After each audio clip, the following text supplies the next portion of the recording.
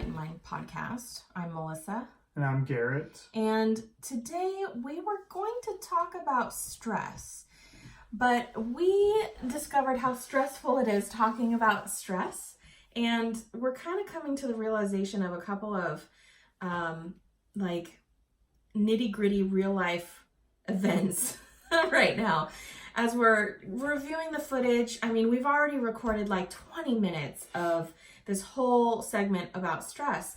And a lot of it is really good. But then as the more we got through it, the more we were like, does that make sense? And we just started questioning what we were talking about. I guess I started it. I started the questioning. But I felt lost. So I feel like we need to talk about some real raw emotions that are happening right now.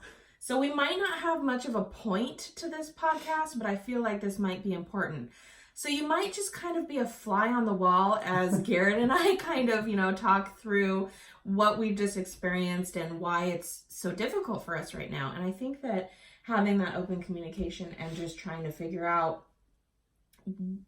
maybe not what went wrong, but why we're feeling the way we're feeling now. So you're feeling frustrated. Well, yeah, of course. This is something that's completely new for me. Me too. I mean, even you've done your YouTube videos on Stampin' Up before. Yeah, okay, that's true. But I've never put myself out like talking into a microphone or sitting in front of a camera even. I guess I should get closer. And talking about different things that I found interesting. And while I may have found all these topics or read about all these different topics, and like I understand them, when it comes to trying to talk about them and trying to organize into a format that hopefully maybe people will be able to follow and understand, it gets frustrating. Yeah, and I'm not gonna lie, it got frustrating for me because like our first episode, I felt like it went really, really well and we were really both pumped and excited. And I felt like, even though we didn't really have anything written down, I felt like we had a pretty good outline and we were on the same page. Like we started the first segment of the podcast with, this is anxiety and this is how it has affected us before. We took a break, and in the last segment, we went over all of the different methods that we use to cope. And that outline is so helpful for me to have that structure. And I know that you were saying that you kind of felt the opposite way. You're like, well, I do better when I don't have, and I can just talk and say stuff. And as we were recording our stress segment, it got stressful because you started incorporating anger into it, which I understand now after we talked a little bit more that anger is stressful, and that's how you were kind of tying the two together. And I just started to get really lost, and I felt like we didn't have as clear of a path as we did with our anxiety episode. And so like I literally looked at him and I said, I don't know what to say because like I'm totally lost. So I feel like it's just beneficial for us to kind of pause and re-talk about that. And I think another thing, when we were reviewing the footage, you were starting to get really upset too. Well, I'm still at that phase of me trying, like I know I'm working on looking myself in a better way, and it does take time, but like listening to my voice in a recording, it's still like, it's almost, sometimes it feels like listening to nails on a chalkboard for me. I know it's not healthy necessarily for that, and I am working on it. I've been to a psychologist for this, to talk about this, and that's going to be something that's going to take a long time for me to try to really fully get over. But there's still that part of me after listening to my voice in a recording for a little bit, and then it just starts to grate on you, like, why do I sound like this? Like do I really sound like this? Like, this can't be. Like, then it just starts driving you nuts. Yeah. Well, thinking like, I don't think that it sounds as bad as you think it sounds. and maybe it doesn't, but when I hear it though, Yeah. after so long of like feeling that way, I guess, and people telling you that your voice sounds a certain way, and then you, in a weird way, not necessarily a good way, but then it starts to kind of like take shape in your head. Mm-hmm. So did it start with, and maybe you don't know where it started, but did you feel like people made fun of you first and then you noticed your voice, or did you notice your voice and then people started making fun of it? Well, I think it was when people brought up I sound like Squidward from SpongeBob, and it's like, then it started like, oh crap, I do. Now, okay, hold on, just for some comparison, because I really am not sure exactly what Squidward, how do you even, A-R-W. Let's just take a minute to look this up. I need to pull up a YouTube video of Squidward saying something. Let's see. Now, let me guess, Tiny, a small salad. I'll take a double triple bossy deluxe on a raft. I still... For animal style. Extra shingles. It's the monotone. Well, okay, I might see the monotone a little bit, but is that what they're comparing? I guess. So, okay, so people compared you sound like Squidward because you have a monotone style voice. And so after they started saying things like that, then you kind of became self-conscious about it? I think so, but that was my problem, looking at it like that. But I mean, it's just something that I'm gonna have to deal with, and get over. Or I just now started getting to the point that I could look at myself better, I could look in the mirror better, or a video of myself better, and not dislike what I see, really. Do you want to talk about what you dislike? No. Okay. I just didn't really like for a long time what I looked like, I guess. And my voice, and so I just kind of let it get to me. But that was me letting my head run wild with stuff and just get the better of me. And that's something I deal with. Yeah. So that probably led to a lot of anger, which in turn led to stress. And that's what we were trying to talk about in our podcast today, was stress and the anger. And I think we decided to just come on here and just talk like candidly and not try and script anything, because I feel like a lot of people have to cope with, it's like bullying. Like, I want to say that we're talking about bullying right now, because I don't know that do you think you would feel this way if you hadn't been bullied about the way that you sound or the way that you look? I don't know. It's hard to tell. How do I go back and look at that? Yeah, I mean, you can't. I suppose you could try, but time machine. Where's the time machine? Where's Doc Brown? Do you have a DeLorean? Where's my flux capacitor? That is what it is, right? The flux capacitor. I think so, yeah. Okay. So I get those confused with other time travel devices. I don't know.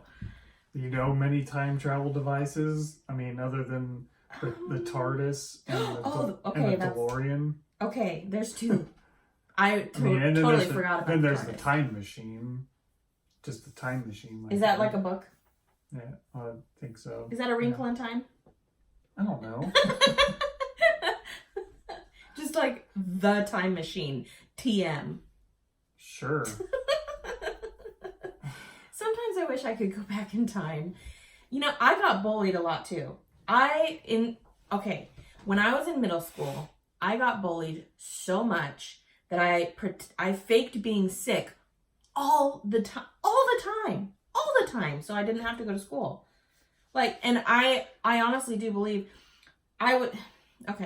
we were talking about in the first podcast how my anxiety triggered an actual physical response. I got hives. And in this stress podcast, we started to talk about, but we're going to save that for another time when we're less stressed out. But I started to talk about how I got mono from being so stressed out. So I got bullied so much in school, and it took such an emotional toll on me. Again, a physical response was elicited. A physical response happened. I don't know how you say that, like, scientifically. But I got nosebleeds all the time. And I don't know if it was related to the stress of being picked on and bullied. I'm going to say it was, because looking back, it kind of makes sense for my track history of my body doing weird things when I am put under different emotional, factors and stuff. And so I got nosebleeds all the freaking time. So that goes kind of with not going to school because I got bullied so much. Like, I just didn't want to be there. So anything I could do, nosebleed, oh, yes, great, I got a nosebleed, let me go home. Or, like, oh, Mom, I'm not feeling good today. I think I need to stay home and watch some home movies with some chicken noodle soup. That was my thing. I would always want to watch my home movies and eat soup and stuff. That was my favorite thing to do. Yeah. Yeah. It was way better than getting picked on. Well, yeah, I would imagine so. It's not fun for anybody, no. But I mean, it's just, for me, I gotta just get over it and look at myself better. But it's taking time of kind of trying to rewire my thinking back to seeing myself better. And it is quite a challenge when those thoughts come in and you have to try to pull them back and replace them with better thoughts. And it doesn't happen easily. It doesn't happen instantaneously either. Mm-hmm. It takes some time of kind of pushing it back. And it takes a toll. Mm-hmm. Yeah, it's definitely not easy. And I wish there was some magical words of advice that I could give to kids now.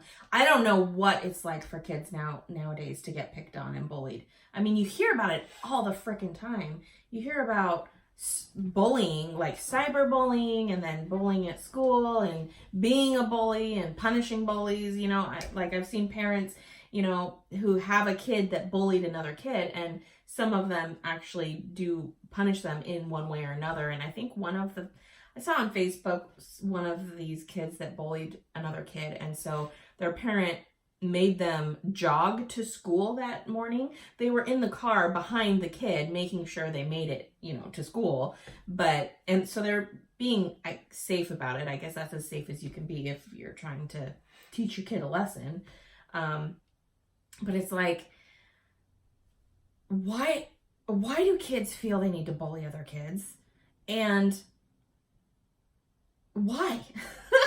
I don't have an and. It's just like, why is bullying a thing, And in adults too. And it could be their own personal lives either not getting enough attention, or maybe they're abused in some way or another, but and they take it out on others, but who don't really know for certain, I suppose. There's all these keyboard warriors. I watch a lot of YouTube. And sometimes I don't read the comments often because I don't want to get mad. But sometimes when I do go and look, there are some dumb people out there, and they say the meanest things. And it's not like if you were to interact with this person in public, they probably wouldn't be brave enough to say it to your face. But I think they feel safe behind their virtual wall, and they feel like they can say those mean things. But my question is the psychology behind it. Why would somebody want to do that? And I know that you just said that maybe to make themselves feel better, or maybe they're feeling that low, so they want other people to feel that low. But it's something that I'm never going to be able to wrap my brain around. I don't know. I just don't think I'm ever going to understand it. And I feel bad. For not understanding it, or just for that? No, I feel bad for the people that are getting picked on the most. I feel bad for them. And then I also feel bad for the people that are doing the picking on, because what is so bad about your life that you feel like you have to portray, like spew these negative feedback and emotions out on other people and make them feel bad? Why do people have to make people feel bad? Just be happy. I want everybody to be happy. And when you feel bad, it makes me feel bad. And same with you, for me. But it's going to be ups and downs. Well, yeah, I know. And that's life. You're happy one minute, you're sad the next minute. But I don't know. I guess it's just how we talk it through and get over it and figure out why we felt that way and what we can do to change it, I guess. And for you, not liking your appearance or the way that you sound, like you said, that's just going to take a lot of time just to get used to, and I don't know if come to terms with who you are is the right way to put it, but I love you for who you are. Thank you. And I love you for who you are. And it's good, like I said, it's going to take time. Yeah. But there's that. Okay. Are you done talking about that now? Yeah. Do you want to talk about anything else? Like, this is the time to talk about the random stuff. Like, if you have anything floating around in your mind that you just want to talk about. No, not really. Okay. Let me see. All right, I think we're going to go ahead and wrap that up here. Thank you guys so much for listening to the Enlightened Mind podcast. We are trying to put episodes out. We said twice a week, but I think we're going to try to scale that back to once a week after this episode, just to see how we do and kind of work out all the bugs and make sure that we have some good content for you guys. Thank you so much for listening. And again, you can get us on Instagram. I'm at MellyTenny, and he is at Garret_Tennyson. Thanks for listening, and we'll catch you on the next episode. Bye.